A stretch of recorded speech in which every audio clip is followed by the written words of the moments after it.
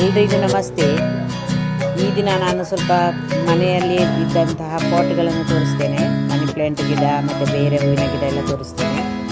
ನಾನು ಇದಕ್ಕೆ ನೋಡಿ ಈರುಳ್ಳಿ ಸಿಪ್ಪೆ ಮತ್ತು ಬೆಳ್ಳುಳ್ಳಿ ಸಿಪ್ಪೆ ಮತ್ತು ಬಾಳೆಹಣ್ಣಿನ ಸಿಪ್ಪೆ ಎಲ್ಲ ಸ್ವಲ್ಪ ಒಣಗಿಸಿ ಹಾಕ್ತಾ ಇರ್ತೇನೆ. ಒಂದು ತಟ್ಟೆಯಲ್ಲಿ ಇಟ್ಟು ತುಂಬ ದಿನ ಆದ ಮೇಲೆ ಅದನ್ನೆಲ್ಲ ಗಿಡಗಳಿಗೆ ಹಾಕೋದು. ಸ್ವಲ್ಪ ಮಣ್ಣನ್ನು ಸ್ವಲ್ಪ ಲೂಸ್ ಮಾಡಿಕೊಳ್ಬೇಕು. ಇದು ನೋಡಿ ಚಿಕ್ಕ ಜೇಂಗ ಗಿಡ. ಇದರಲ್ಲಿ 2 ಟೈಪ್ ಇದೆ, ದೊಡ್ಡದು ಕೂಡ ಉಂಟು, ಚಿಕ್ಕದು ಕೂಡ ಉಂಟು. ಇದರ ಅಡಿಗೆ ಮೊನ್ನೆ ನಾನು ಹಾಕಿಟ್ಟಿದ್ದೆ ಸ್ವಲ್ಪ. ಈಗ ಇದಕ್ಕೆ ನೀರು ಹಾಕಿದರೆ ಸಾಕು. ಇದರಲ್ಲಿ ಯಾವ ಡಿಸೈನ್ ಬೇಕಾದ್ರೂ ಮಾಡ್ಬೋದು. ತುಂಬ ಚೆಂದ ಈ ಗಿಡ. ಇದರೊಳಗೆ ನೋಡಿ ನಾನು ಏನು ಇಟ್ಟಿದ್ದೇನೆ ಅಂತೇಳಿ, ಒಂಥರ ರೌಂಡ್ ಬರಬೇಕು ಅಂತೇಳಿ ನಾನು ಆ ಥರ ಇಟ್ಟು ನೋಡಿ ಈ ಥರ ಆಗಿದೆ ಅದು. ಅದನ್ನೆಲ್ಲ ಸ್ವಲ್ಪ ಹಗ್ಗದಲ್ಲಿ ಕಟ್ಟಿ ನಾನು ಆ ಟೈಪ್ ಮಾಡಿದ್ದು. ಇದರಲ್ಲಿ ನೋಡಿ ನಾವು ಆ್ಯಪಲ್ ತಿಂದು ಹಾಕಿದ ಬೀಜ, ಅದರಲ್ಲಿ ಆ್ಯಪಲ್ ಗಿಡ ಬಂದಿದೆ. ಮತ್ತು ಇದು ದಾಳಿಂಬೆ ಗಿಡ, ಇದು ಕೂಡ ಸುಮ್ಮನೆ ಹಾಕಿದ್ದು, ಅದರ ಗಿಡ ಬಂದಿದೆ ಇದು. ಮತ್ತು ನೆಳೆ ಬಸಳೆ ಗಿಡ ಕೂಡ ಬಂದಿದೆ. ಇದು ತೆಗಿತೇನೆ. ಮತ್ತು ಇದು ನೋಡಿ ದೊಡ್ಡ ಜೇಂಗ ಗಿಡ. ಇದರಲ್ಲಿ ಕೂಡ ಏನು ಬೇಕಾದ್ರೂ ಡಿಸೈನ್ ಮಾಡ್ಬೋದು. ದೊಡ್ಡದಾಗಿದ್ದು ಅದನ್ನು ಕಟ್ ಮಾಡಿದ್ದು ಈ ಥರ ಬಂದಿದೆ ನೋಡಿ. ಇದನ್ನು ಕೂಡ ನೆಕ್ಸ್ಟ್ ಯಾವುದಾದ್ರೂ ಡಿಸೈನ್ ಮಾಡ್ಬೋದು. ಮತ್ತು ನೋಡಿ ಇದು ದೊಡ್ಡ ಪತ್ರೆ ಅಂತ ಹೇಳ್ತಾರಲ್ಲ, ಸಾಂಬ್ರಾಣಿ ಗಿಡ. ಇದರದ್ದು ಮಗುವಿಗೆಲ್ಲ ರಸ ಕೊಟ್ಟರೆ ಕೆಮ್ಮಿಗೆಲ್ಲ ಭಾರಿ ಒಳ್ಳೆಯದು. ಮಕ್ಕಳಿಗೆ ಅಂತಲ್ಲ, ದೊಡ್ಡವರಿಗೆ ಕೂಡ ಒಳ್ಳೆಯದು. ಇದರದ್ದು ಸಾಂಬಾರು ಮಾಡ್ತೇನೆ ನಾನು. ಇದರದ್ದು ಪೋಡಿ ಮಾಡ್ತೇನೆ. ನಂತರ ಇದರದ್ದು ನೋಡಿ ಔಷಧೀಯ ತುಂಬ ಗುಣ ಉಂಟು ಇದರಲ್ಲಿ. ಪೋಡಿ ಸಾಂಬಾರು ಎಲ್ಲ ತುಂಬ ಒಳ್ಳೆಯದಾಗ್ತದೆ. ಚಟ್ನಿ ಕೂಡ ಆಗ್ತದೆ. ಸ್ವಲ್ಪ ತೆಂಗಿನಕಾಯಿ ಹಾಕಿ ಚಟ್ನಿ ಮಾಡಬೇಕು. ಇದರ ಸೊಪ್ಪು ತೆಗೆದು ಸ್ವಲ್ಪ ತವಾದಲ್ಲಿ ನಾವು ಹುರ್ಕೊಂಡು ಅದಕ್ಕೊಂದು ಹಸಿಮೆಣಸಿನಕಾಯಿ ಮತ್ತು ಹುಣಸೆಹಣ್ಣು, ಉಪ್ಪು ಈ ಥರ ಎಲ್ಲ ಹಾಕಿ ಚಟ್ನಿ ಮಾಡಬೇಕು. ದೋಸೆಗೆಲ್ಲ ತುಂಬ ಒಳ್ಳೆಯದಾಗ್ತದೆ ನೋಡಿ. ಇದು ಬಾಳೆಹಣ್ಣಿನ ಸಿಪ್ಪೆ, ಇದು ಕಡಲೆಬೇಳೆ ಅಂದರೆ ಅದು ಸ್ವಲ್ಪ ಹಾಳಾಗಿತ್ತು, ಅದೆಲ್ಲ ಹುಳ ಬಂದು ತೂತಾಗಿತ್ತು ಡಬ್ಬದಲ್ಲಿ. ಅದನ್ನು ಕೂಡ ಹಾಕಿದ್ದೇನೆ ಗಿಡಗಳಿಗೆ, ಅದು ಗೊಬ್ಬರ ಆಗಲಿ ಅಂತೇಳಿ. ಇದು 1 ವಾರದಿಂದ ನಾನು ದಿನ ಅಡುಗೆ ಮಾಡುವಾಗೆಲ್ಲ ಇಟ್ಟದ್ದು. ಇದನ್ನೆಲ್ಲ ನಾನು ಗಿಡಗಳಿಗೆ ಹಾಕ್ತೇನೆ. ಸ್ವಲ್ಪ ಗಿಡ ಗಟ್ಟಿಯಾಗಿದೆ, ಇದು ಬೇರು ತುಂಬಾಗಿದೆ.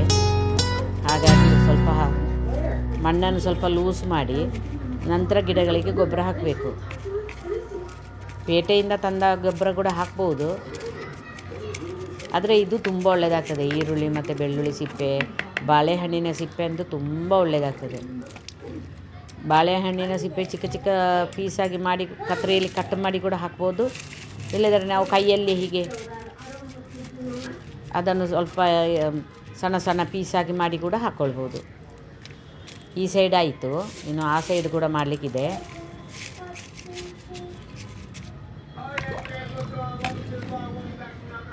ಇನ್ನು ಅದನ್ನು ತಿರುಗಿಸಿ ಪುನಃ ಆ ಸೈಡ್ ಮಾಡ್ತೇನೆ ನೋಡಿ. ಇಲ್ಲಿ ಸ್ವಲ್ಪ ಮಣ್ಣು ಜಾಸ್ತಿ ತೆಗಿಲಿಕ್ಕೆ ಆಗ್ತದೆ. ಆ ಸೈಡ್ ಸ್ವಲ್ಪ ಬೇರು ಜಾಸ್ತಿ ಉಂಟು, ಇಲ್ಲಿ ಅಷ್ಟು ಬೇರಿಲ್ಲ. ಹಾಗಾಗಿ ಈ ಸೈಡ್ ಕೂಡ ಹಾಕ್ತೇನೆ ನಾನು.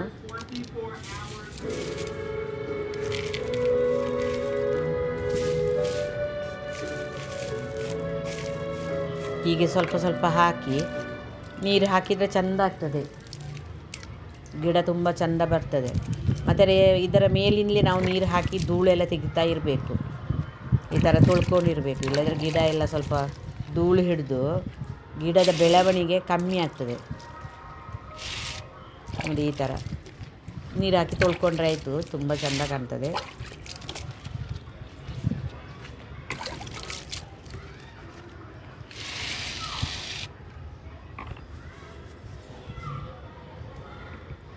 ಇದರಲ್ಲಿ ಕೂಡ ಸ್ವಲ್ಪ ನೆಟ್ಟಿದ್ದೇನೆ ನಾನು. ನೀರಲ್ಲಿ ಮೊದಲು ಹಾಕ್ತಾಯಿದ್ದೆ, ನೀರಲ್ಲಿ ಹಾಕಬಾರ್ದು ಅಂತ ಯಾರೋ ಹೇಳಿದರು. ಹಾಗಾಗಿ ಬಾಟ್ಲಿಯಲ್ಲಿ ನೀರಲ್ಲಿ ಹಾಕಬಾರ್ದು, ಮಣ್ಣಲ್ಲಿ ಮಾತ್ರ ನೆಡಬೇಕು ಅಂತ ಹೇಳಿದರು. ಹಾಗಾಗಿ ಎಲ್ಲ ತೆಗೆದು ನಾನೀಗ ಮಣ್ಣಲ್ಲಿ ನಟ್ಟಿದ್ದೇನೆ ಬಾಟ್ಲಿಯಲ್ಲಿದ್ದದನ್ನು. ಇದು ಸಾಂಬ್ರಾಣಿ ನೋಡಿ. ಸಾಂಬ್ರಾಣಿಯನ್ನು ಕೂಡ ಹಾಗೆ ಚಿಕ್ಕ ಚಿಕ್ಕ ಪೀಸಾಗಿ ನಾನು ಸುತ್ತಲೂ ಹೀಗೆ ಚುಚ್ಚಿಟ್ಟದು. ಅದು ಚೆಂದ ಬಂದಿದೆ, ಒಂಥರ ರೌಂಡಾಗಿ ಬಂದಿದೆ ಸಾಂಬ್ರಾಣಿದು. ತುಂಬ ಚೆಂದ ಕಾಣ್ತದೆ ಅದು.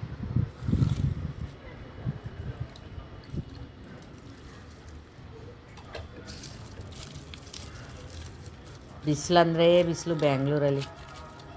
ಊರಲ್ಲಿ ಆದರೆ ಸ್ವಲ್ಪ ತಂಪು ಇರ್ಬೋದು, ಗಿಡ ಎಲ್ಲ ತುಂಬ ಉಂಟಲ್ಲ. ಇಲ್ಲೆಲ್ಲ ತುಂಬ ಬಿಸಿಲು, ಬಿಲ್ಡಿಂಗ್ ಎಲ್ಲ ನಿಲ್ಲಿಗೆ ಆಗೋದಿಲ್ಲ. ಹಾಗೆ ಗಿಡ ಕೂಡ ಬಾಡ್ತಾ ಇದೆ. ಗುಲಾಬಿ ಗಿಡ ಎಲ್ಲ ತುಂಬ ಹಾಳಾಗಿದೆ ನಮ್ಮದು.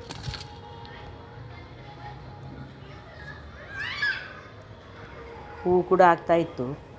ಈಗ ಇದನ್ನೆಲ್ಲ ಈ ಕಡೆ ಎಳ್ದಿದ್ದೇನೆ ನಾನು, ನೆಲದಲ್ಲಿ ಕೂತು ಮಾಡು ಅಂತೇಳಿ. ನಮ್ಮ ತುಳಸಿ ಗಿಡ ನೋಡಿ ಚೆನ್ನಾಗೇ ಇಲ್ಲ, ಎಲ್ಲ ಒಣಗಿ ಹೋಗಿದೆ.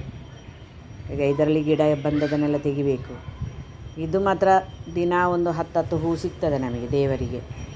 ನಂಜಿ ಬಟ್ಲು ಗಿಡ ಚಿಕ್ಕದು ನೋಡಿ, ಇದು 5 ಸಳಿದು ಸ್ವಲ್ಪ ಹೂ ತೆಗೆದಿದ್ದೇನೆ. ಸ್ವಲ್ಪ ಗಿಡದಲ್ಲೇ ಬಿಡುವುದು ಚೆಂದ ಕಾಣಲಿ ಅಂತೇಳಿ. ದೇವರಿಗೆ ಎಷ್ಟು ಬೇಕು ಅಷ್ಟೇ ತೆಗಿತದ್ದು. ಅದೊಮ್ಮೆ ಶುರುವಾದರೆ ತುಂಬ ಆಗ್ತಾ ಇರ್ತದೆ. ಮತ್ತು ಕೆಂಪು ದಾಸವಾಳ ಕೂಡ ಇದೆ, ಅದು ಒಮ್ಮೆ ಬಿಡ್ತದೆ ಕೆಂಪು ದಾಸವಾಳ. ಶಂಖಪುಷ್ಪ ಗಿಡ ಕೂಡ ಇತ್ತು, ಶಂಖಪುಷ್ಪ ಗಿಡ ಎಲ್ಲ ಹೋಯಿತು, ಉದ್ದಾಯಿತು. ಇದು ನೋಡಿ ತುಂಬ ಗಿಡ ಆಗಿದೆ. ಈಗ ಇದರದ್ದು ಲೋಳೆ ರಸ ಗಿಡ ತೆಗಿಬೇಕು. ತುಂಬ ಒಂದೇ ಇದರಲ್ಲಿ ಪಾಟಲ್ಲಿ ಇದ್ದರೆ ಅದು ಒಳ್ಳೇದು ಬರೋದಿಲ್ಲ. ಹಾಗಾಗಿ ಇದರ ಎಕ್ಸ್ಟ್ರಾ ಗಿಡ ಎಲ್ಲ ತೆಗಿತೇನೆ. 2 ಗಿಡ ಅಷ್ಟೇ ಇಡೋದು.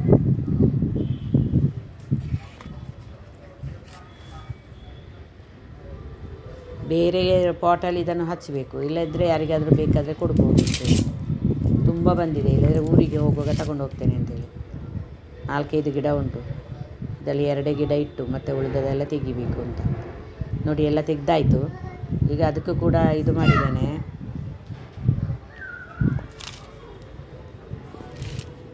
ಸಣ್ಣ ಗಿಡ ಬರ್ತಾ ಉಂಟು.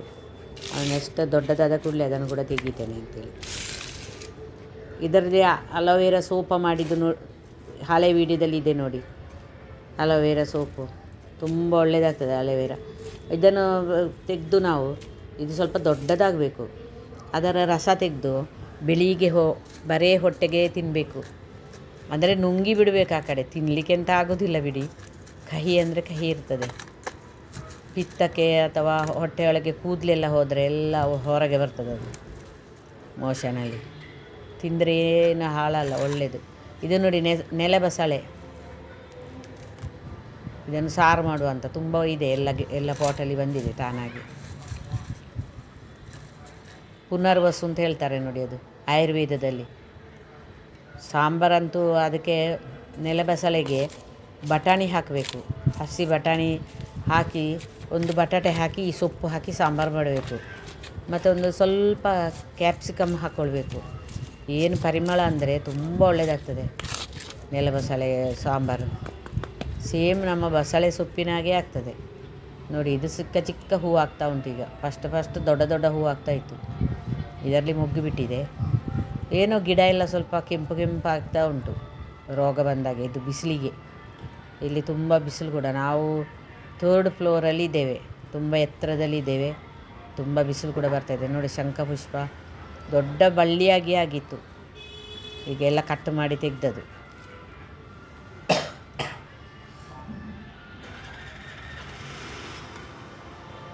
ಇದರಲ್ಲಿ ಕೂಡ ಬಂದಿದೆ ನೋಡಿ ನೆಲಬಸಳೆ. ಇದನ್ನೆಲ್ಲ ತೆಗಿತೇನೆ ಈಗ ನಾನು. ಕಟ್ ಮಾಡಿ ತೆಗೆದ್ರೆ ಸಾಂಬಾರಿಗಾದರೂ ಹಾಕ್ಬೋದು. ಮತ್ತು ಈ ಬೇರೆ ಗಿಡ ಕೂಡ, ಗುಲಾಬಿ ಗಿಡ ಬರಲಿಕ್ಕೆ ಒಳ್ಳೆಯದು, ಬರಲಿಕ್ಕೆ ಬಿಡುವುದಿಲ್ಲ ಇದು. ಇದರಲ್ಲಿ ಗಿಡ ಇದ್ದದೆಲ್ಲ ತೆಗಿತೇನೆ ನೋಡಿ. ಇಲ್ಲಿಂದ ಇನ್ನು ನಾನು ಕಟ್ ಮಾಡ್ತೇನೆ. ಕಟ್ ಮಾಡಿ ಈಗ ನಡೋದಿಲ್ಲ, ಈಗ ಕಟ್ ಮಾಡೋದಿಲ್ಲ. ಈಗ ಸ್ವಲ್ಪ ಗಾಯ ಮಾಡಿ ಅದಕ್ಕೆ ಬೇರು ಬರುವ ಹಾಗೆ ಸ್ವಲ್ಪ ಮಣ್ಣು ಮೆತ್ತಿ ಅದಕ್ಕೆ ಬಟ್ಟೆ ಪೀಸ್ ಅಥವಾ ಏನಾದರೂ ಪ್ಲಾಸ್ಟಿಕ್ ಹಾಕಿ ಗಟ್ಟಿ ಕಟ್ಟಿಡಬೇಕು. ನಂತರ ಇಷ್ಟು ಕಸ ಸಿಕ್ಕಿದೆ ನೋಡಿ.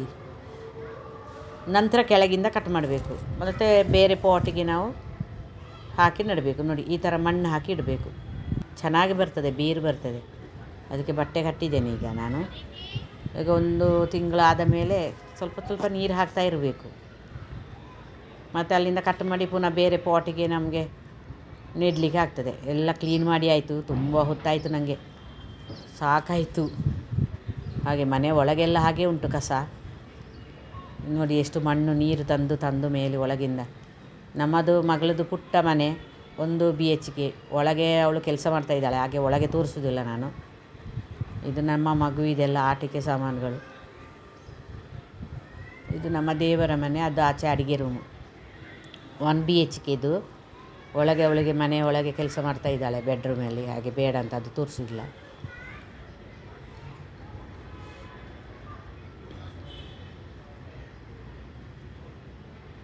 ಒಂದೊಂದು ದಾಸವಾಳ ಹೂವು ಆಗ್ತದೆ ಕೆಂಪಿದು ನೋಡಿ. ಎಲ್ಲ ಕ್ಲೀನ್ ಮಾಡಿ ಈ ಸೈಡಲ್ಲಿ ನಾನು ಇಟ್ಟಿದ್ದೇನೆ. ಇಲ್ಲಿ ನೀರು ಹಾಕಿ ಎಲ್ಲ ಕರೆಕ್ಟ್ ಮಾಡಿ ಉಜ್ಜಿ ಎಲ್ಲ ಇಟ್ಟಿದ್ದೇನೆ ನೋಡಿ. ನಾವು ಎಷ್ಟು ಎತ್ತರದಲ್ಲಿ ಇದ್ದೇವೆ ನೋಡಿ, ಎಷ್ಟು ಎತ್ತರದ ಮನೆಯಲ್ಲಿ ಅಂದರೆ 3rd ಫ್ಲೋರಲ್ಲಿ ಇದ್ದೇವೆ ನಾವು. ನಡೆದು ಬರುವಾಗ ಸಾಕಾಗಿ ಹೋಗ್ತದೆ. ಎಲ್ಲ ಬಿಲ್ಡಿಂಗ್ಗಳು ನೋಡಿ, ಎಷ್ಟು ಮನೆಗಳು, ಧೂಳು, ತುಂಬ ಗಾಳಿ ಮಾತ್ರ ಚೆನ್ನಾಗಿದೆ ಇಲ್ಲಿ ನಾವು ಇದ್ದ ಏರಿಯಾದಲ್ಲಿ.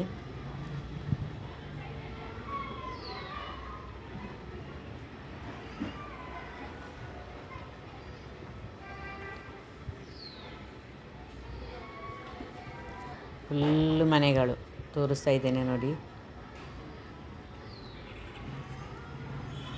ಮಗುವಿಗೆ ರಜೆ ಸಿಕ್ಕಿತು, ಇನ್ನು ಮಗುವನ್ನು ಮೇಲೆ ಆಟ ಆಡಿಸಲಿಕ್ಕೆ ಕರ್ಕೊಂಡು ಹೋಗ್ಲಿಕ್ಕೆ ಉಂಟು. ಅಲ್ಲಿದ್ದು ವಿಡಿಯೋ ಎಲ್ಲ ಮಾಡಲಿಲ್ಲ ನಾನು. ಚೆನ್ನಾಗಿದೆ ಅಲ್ಲಿ ಕೂಡ ನೋಡಿ. ಈ ಬಿಲ್ಡಿಂಗಲ್ಲೊಂದು ಗಣಪತಿ ಮಾಡಿದ್ದಾರೆ. ಬೆಳಿಗ್ಗೆ ಎದ್ದು ದಿನ ನೋಡ್ತೀವಿ, ಖುಷಿ ಆಗ್ತದೆ ಗಣಪತಿಯನ್ನು ನೋಡಲಿಕ್ಕೆ. ನಮ್ಮ ಎದುರುಗಡೆ ಬಿಲ್ಡಿಂಗ್ ಕೂಡ ಅಷ್ಟು ಎತ್ತರ ಇಲ್ಲ, ಹಾಗಾಗಿ ನಮಗೆ ಚೆನ್ನಾಗಿ ಗಾಳಿ ಬರ್ತದೆ.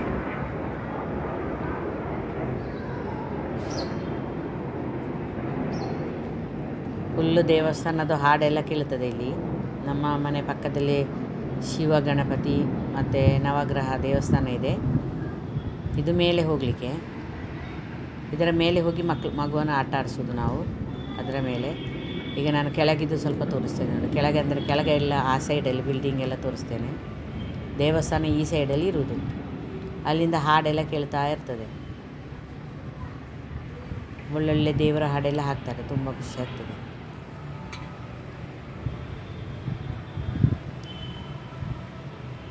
ಇಲ್ಲಿ ನೋಡಿದ್ರು ಬಿಲ್ಡಿಂಗ್ ಫುಲ್ಲು. ಇಲ್ಲೆಲ್ಲ ಸ್ವಚ್ಛತೆ ಸ್ವಲ್ಪ ಕಡಿಮೆ ನೋಡಿ.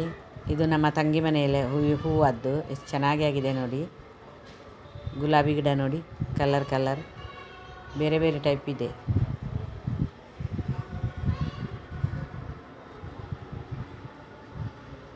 ನಮಸ್ತೆ.